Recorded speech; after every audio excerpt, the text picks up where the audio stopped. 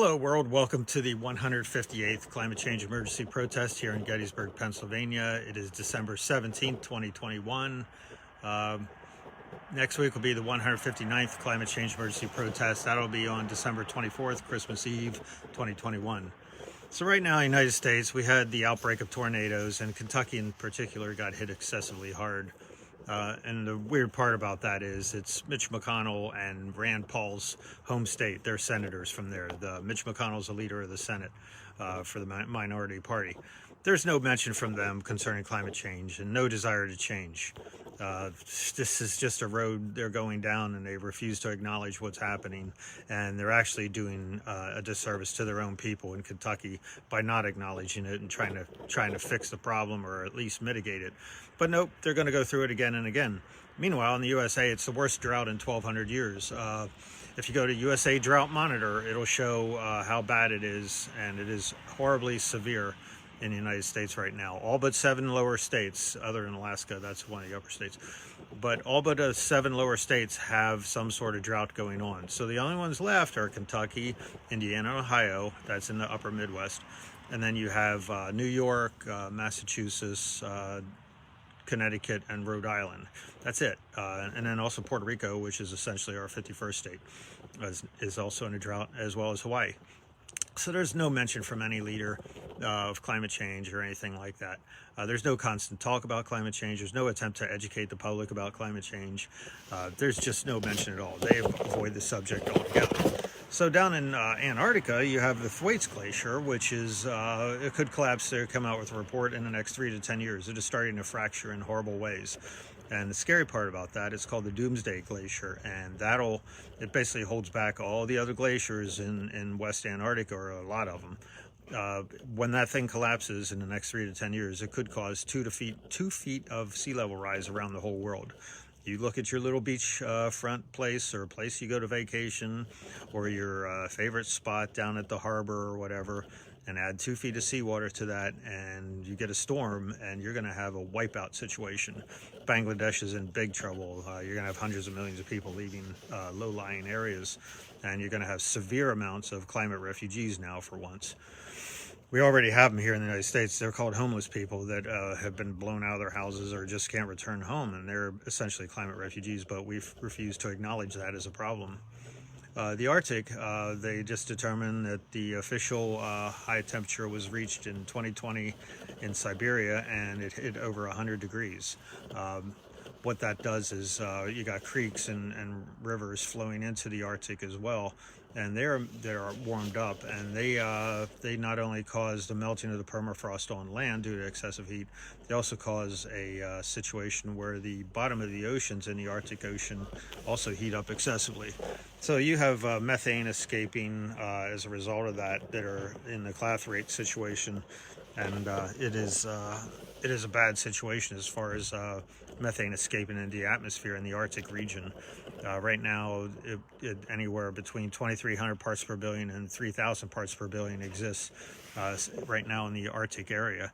So if you equivalence that and use 162 times the potency of CO2 in the first 2 years for methane escaping, you're in the equivalency of 372 to 486 parts per million of carbon dioxide. If you add that to the existing amount of carbon dioxide in the atmosphere, you're talking an equivalency of 789 to 903 parts per million. So if we factor in the rest of the world, you're probably looking at 500, 600, 700 parts per million as an average for parts per million in carbon dioxide. The scary part of that is only the 280 and below is a safe level. So you're looking at 500, 600, 700, 900 parts per million, and we're far exceeding the 280 safe zone, which was back in the year 1750. So we're in big trouble, and there's usually a 10 to 30-year delay in temperature and carbon dioxide catching up. So there's no talk from politicians and no push from politicians as far as mitigating climate change or dealing with it. Yeah, once in a while they'll blather the word, and then they move on to something else.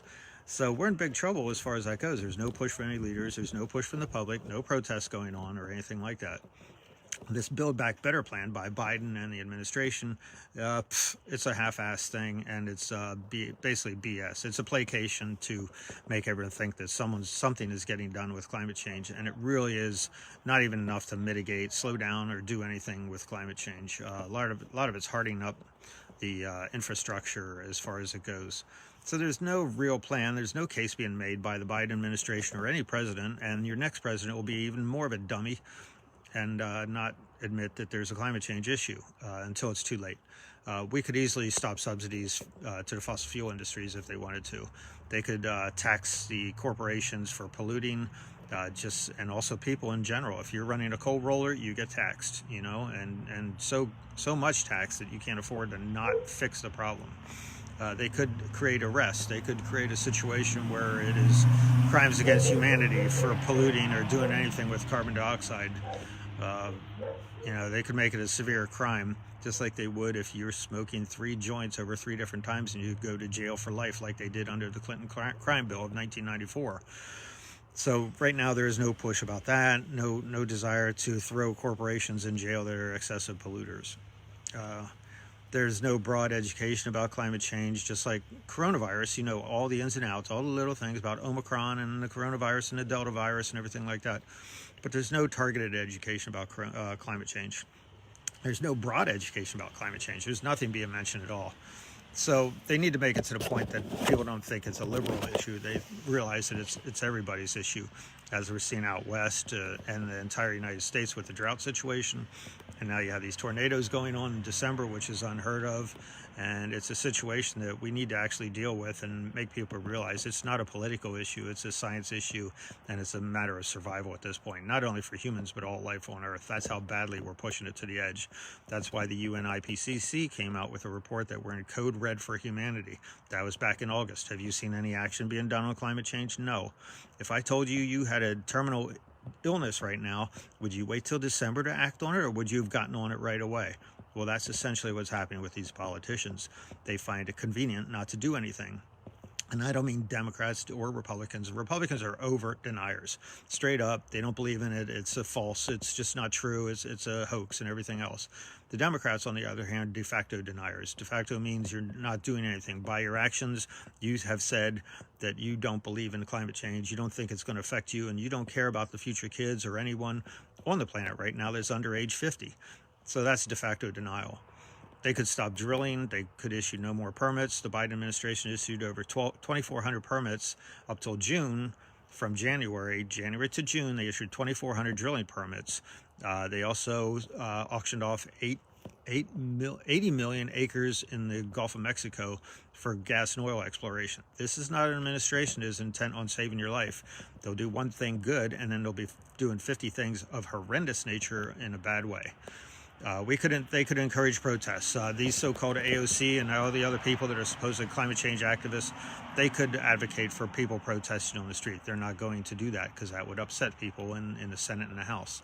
And it would upset the other people that aren't ever going to vote for them anyway. So this is all big ruse what's going on. This is a placation where they slap you on the back, go, we'll get to it, we're changing, we're getting it, and they're not going to do it. People need to stop being so timid about things. They need to do talks like this, get out on the street and protest like I'm going to do, and make your voice known, or at least stand there with a placard and let people know that there is someone else out there that feels that we're in a situation that is untenable. You can make your case known on these broadcasts. You could do statements as to when you meet with your friends and family saying, hey, we need to do something. Let's go plant trees. Let's go and then slowly educate them, or quickly educate them, because we can't clown around too much longer, about what's happening with climate change. Right now, kids are on vacation from high school and colleges for Christmas, or about to be at home from high school and colleges for Christmas vacation. Do you see them protesting? Do you see anyone up in arms about it? What is going on with you people? Your lives are in jeopardy. You probably won't make it to 35 the way things are going, unless we get on this as a worldwide group and the whole world attacks this situation with climate change, and use our best scientists and best ideas. You guys have great ideas, college kids and high school kids. I'm sure there's someone in there that could mitigate the situation and come up with many, many ideas as to what we can do. So this situation is not going away. We're going to get many more Kentuckys. We're going to have many more droughts. We're going to experience famines and fires and floods and hurricanes of unbelievable scale. And then the volcanoes will erupt because plate tectonics are shifting due to the massive ice sheets melting and shifting the weight from the glaciers down to the oceans. We're going to have a lot of earthquakes. And also probably, let me see, what was I going to say? Well, anyways, doesn't matter. So this is fatal for all humanity if we don't get on it, and all life on Earth. We need to get on this situation absolutely right away and quit clowning around. Fear of taking action has no place now. Basically you're fighting for your life and your family's life and anyone you know and anyone you might not know. You're fighting for their lives. People that are running for re-election, if they're not talking about climate change, please don't vote for them. I don't care if they're Republicans or Democrats or Martians or whatever. If they're not serious about climate change, then they don't deserve to be in office. What are they getting elected to? To our own death sentence? They're going to placate and play the political game because they're not acknowledging the situation. Everyone in Congress and everyone in the presidency and in the administration, the Supreme Court, everyone is involved in this, and that they're not acknowledging the situation, the dire situation we're in. A lot could be done, and nothing is being done, and in fact, they're going the opposite way of what we should. The carbon dioxide level keeps climbing. Presently, it's 417 parts per million, and that used to be an astronomical amount that we thought, oh my God, what's happening? Now it's 417 is in December. So you're looking probably 420, 422 parts per million, and only 280 is the safe zone. And as I said, if you factor in the equivalency, you're talking like 700, 800, 900 parts per million, something crazy. So stop allowing leaders to ignore, obfuscate, and politicize this climate change issue.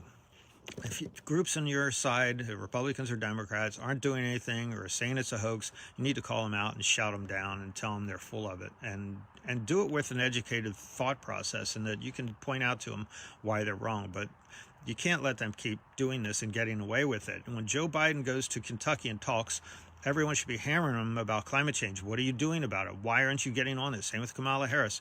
Anyone, Buttigieg, anyone. You can't let them go and let them keep going on and acting like nothing's wrong. It just feeds into the people that say that it's a hoax. You got to make it apparent that in the next election, in the debates, anyone that gets on stage will be laughed off the stage if they deny climate change. Okay?